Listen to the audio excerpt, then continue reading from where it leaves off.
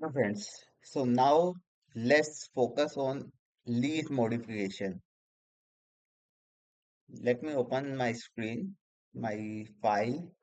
So here, what happened, friend? In the original lease contract, we have a lease term of 10 years, but there was a modification after 2 years. So after posting 2 years entry, we have some modification in the existing contract. And what is the modification? So what happened? The revised lease term became 9 remaining years. 9 remaining years means since we have already consumed 2 years, after the period of 2 years, there is some modification. So we have already consumed 2 years. After 2 years, remaining period was 8 years. But we have added one more year. So remaining years is nine, right? And the total years is 11 years. So total lease term is 11 years. Now the new end date is this much. This is not relevant. We have already computed our new end date, so that is not relevant. But just focus on this part. And we have the revised annual payment. So revised annual payment is 1.1 million. Earlier it was 7 million. Now it is modified to 1.1 million. And there is also revised discounting rate. Discounting rate is also revised. So in this concept, in this scenario, I have tried to explain you all the types of modification. Like there is modification in the lease term, there is modification in the payment, there is modification in the discount rate, right? So what will happen? How to do accounting? First, let's explain the concept here. Then we will move to dynamics screen, right? So in this video, I will explain you this concept. In next video, you will see dynamics, how it is done in dynamics, right? Understanding the concept is important because I am going to show this scenario in the screen in the next video. So let's focus. So suppose we have completed 2 years, and then the lease liability which is showing in our books of account is 37,344, this much, right? And the RU asset is also showing at this value, the net book value I am talking about, right? So what will happen? As per the IFRS, as per the accounting standard says that since we have done a modification in the lease, there are two types of modification, whether it is a separate lease or whether it is a modification in the existing lease contract.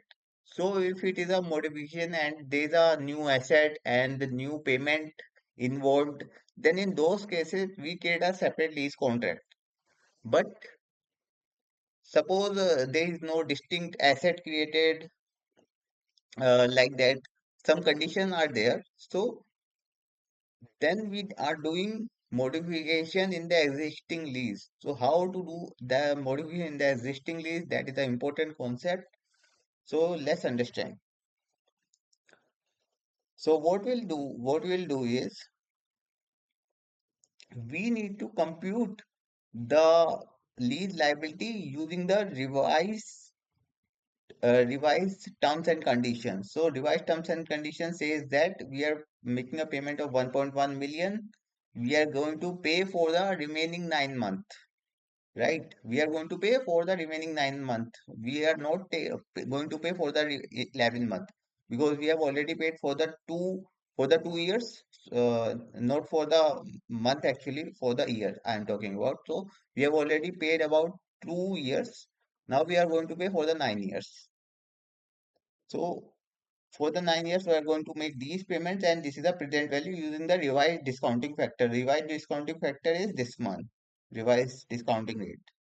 So using this discounting rate, we can get the present value here.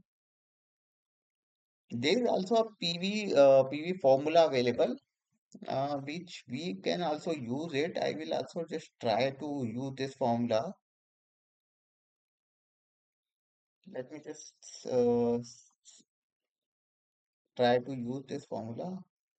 I generally don't use this formula, but yeah, it's correct.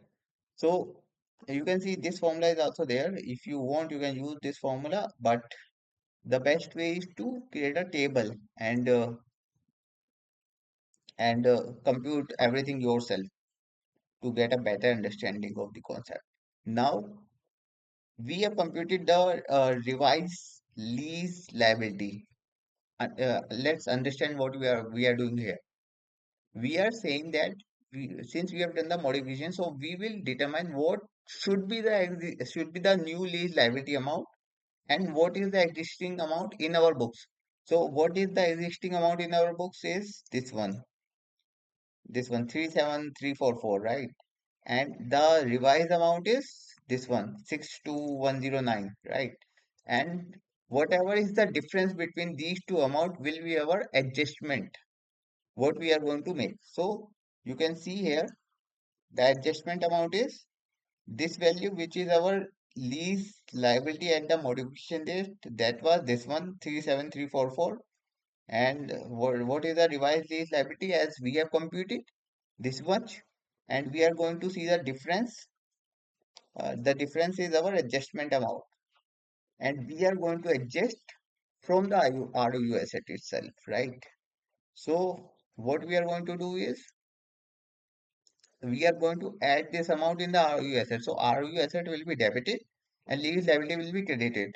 Understand why we are adding it in the ROU asset, because since whatever payments we make for the asset is added in the asset itself, right?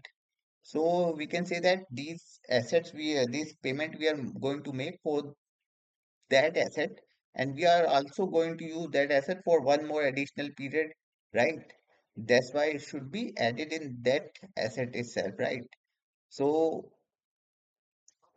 there are multiple reasons which by which we can say that these amounts should be added in the asset itself, because this is related to assets only, right? For the ROU assets. So what we need to do is we will debit the ROU asset and we will credit the lease liability, and the revised lease liability will be this one, and then all the things which we do on the lease liability, like adding the interest expense, deducting the payment, and getting the net book value, like similar terms will be for the ROU asset. So what we'll do, the revised value of the asset. Revised value will be computed as this one. You can see here. The asset book value at the end of the modification date. Modification date, and plus we are adding the adjustment amount. So we will get the net book value of the asset. And this value will be depreciated over the remaining period of the useful life of the asset, right? So this is the concept of the lease modification. So what do? We compute the revised lease liability at the modification date, and whatever is the adjustment we make it with the ROU asset, or if there is any profit and loss, that is also that is also computed, and that is also recognized, right? So this is how we do the accounting for the modification. Now in the next video we will see how we can do it in the system.